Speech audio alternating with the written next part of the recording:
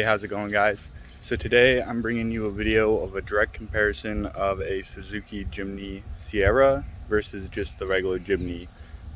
If you guys aren't familiar with the Japanese market, the Jimny Serra is going to be the bigger classification of what we deem a Samurai here. So it's the same size as a Samurai.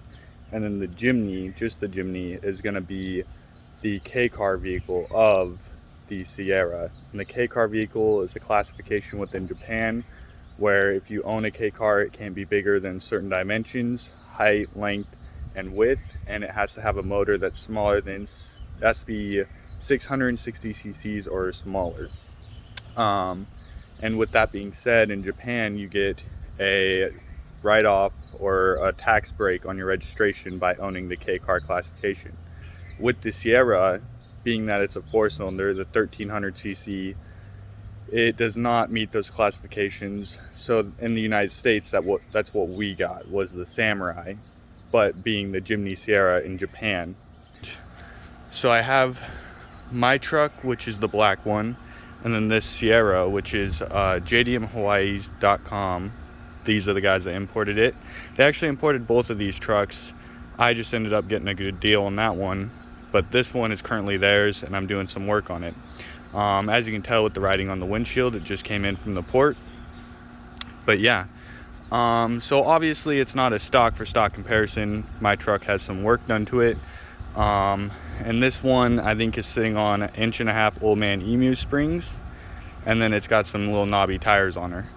So right off the bat, you can see in the hood, there's a difference in the hoods. This one being a turbo 3-cylinder, that scoop is for the intercooler. And then this one doesn't have the stock bumper, but bumper for bumper, they'd be the same. This one has an aftermarket grille, and I believe this one's been repainted at some point. But everything else across the board, body-wise, is very, very similar to the Jimny. I believe it's almost identical. And the same thing with the interior. They're both going to be they're both going to have AC and power steering, and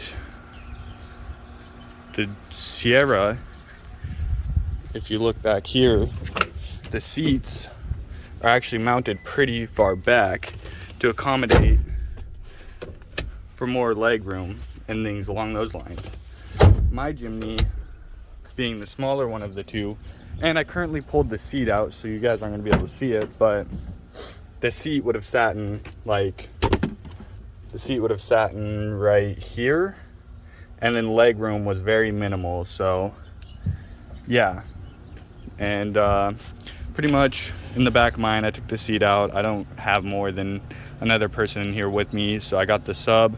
I keep my jumper cables and straps in the big ammunition box, and then I have my airline, because I did mount a Smitty built pump in here. And I ran it through the carpet down through there, and then it comes out there so I can air up when I'm on the trail. And I put some 6x9 speakers in the rear of mine, did a headliner, and my buddies like to give me crap for, you know, having an American flag in a Japanese vehicle, but you know what, it is what it is and I like it, so that's the way she's gonna stay. But yeah, and then this one, this roof rack was not an OEM option. This one I had to add in. It's dually clamps, the gutter clamps. Then I think I got the shortest bars they had, which I still had to end up cutting on the ends to accommodate for this rack. I threw my traction mats on the side. I didn't want to drill into the body. So as you can see, I put my light bar mounted off the rack. And then on this, I got the pod lights. I think these brackets, Zombie Zook, I believe is the YouTuber's name. He's the one that sells those brackets. And then as far as wiring goes, I didn't want to run any wires in the interior, so I got a remote mount controller that when you click it, it's actually a key fob, but I just 3M'd it right to my dash. So when you click it, it activates some switches in this control box that sends power to each one. And then as you can see, like, I have that one hooked up to my external fan. I don't know if you guys can hear that. Then I got a boost gauge, or not boost, I'm sorry, AFR gauge. And that's about it for the interior. I mean, some shift knobs, things like that. I put a radio in it. These cup holders, actually, if you go on Amazon and you order some baby stroller clamps, like for the cup holders for baby strollers, and you can just clamp them right onto the handle on the passenger side. Kind of a nice little option. I mean, I don't think it looks the greatest, but you know, it gets the job done. Another thing that I've done with my truck is I have added power windows in. Just, you know, take my word for this. When you order the power windows, a lot of them are coming out of the Middle East and the customer service is not that great. So I ended up ordering these and they sent me the wrong wiring for the motors that they sent me for the motor to the power windows. And it was just a huge headache. I ended up having to order a separate wiring harness to then wire up to these motors to make it work because they would refuse to give me a refund. It was a whole ordeal, but you know, I got it done. Another thing that I did was, as you can see, I did do power locks. So as far as that goes, I mean, I kind of have all the luxuries of a newer vehicle in the sense of, well, as luxurious as it gets for a Suzuki Samurai or Jimny. And then I'll take you over to this one and show you guys this one. Oh, see, I left my pod lights on. That's one of the things, is sometimes that switch, it doesn't work that great sometimes. Oh well, leave them on, who cares. But yeah, so and then this one you can see very clean interior. Someone, you know, they went for an OEM plus look and they kept it very clean. It's got a Nardo wheel on it, and then it's an automatic, as you can see. But I've noticed from driving this one that the auto doesn't rob that much power. Even though these things don't have that much power in the beginning, it doesn't really take away from the drivability at all. It's kind of nice actually just to hop in and not have to worry about changing gears. And you can see the previous owner put in a voltmeter and an amp meter. And then here, I'll show you guys under the hood of this one.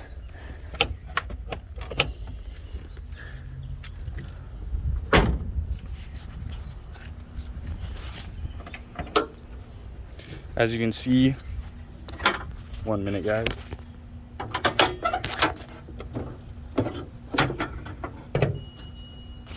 As you can see, it's the same motor that would come in a Samurai, the 1300cc. Pretty much stock, other than it's got MHD wires, and that's about it really. But this thing runs really great. The battery's dead, you know, it came in from the port and it died. So otherwise I would fire it up and show you guys. But overall, a really stout little rig. Very impressed with this one. And this one has the OEM roof rack. So I don't know if the tin tops in America ever got roof racks, but as you can see, this one's OEM. And then by the looks of it, someone took like metal off of a metal roof, or like trim for a metal roof, and they added these in, which I know that's for sure because I've never seen this until this one came in. And then I'll give you guys a little show around of my motor. My motor is freshly rebuilt by Samurai, or not by Samurai, my bad, Suzuki. It's a brand new long block, so everything else like intake, intercooler, all of this stuff is going to be the original components. But my long block is brand new. It's got, I think, 1,000 miles on it now, and I mean, it runs perfectly fine. Little low on power, kind of gutless, not gonna lie, but gets the job done for the most part. I added in a catch can just with it being a turbo. And as you can see down in there, you can see little itty bitty turbo. Then I added in a blow off valve. And one of Suzuki's biggest things is they put the jacks under the hood, which is kind of cool. This is where I put my aftermarket wiring for my lights and stuff like that. And then that controller that I was telling you guys about is right down in there. Tucked it away. But yeah, overall my rig's kind of dirty. Haven't got the chance to clean it yet, but with time I will.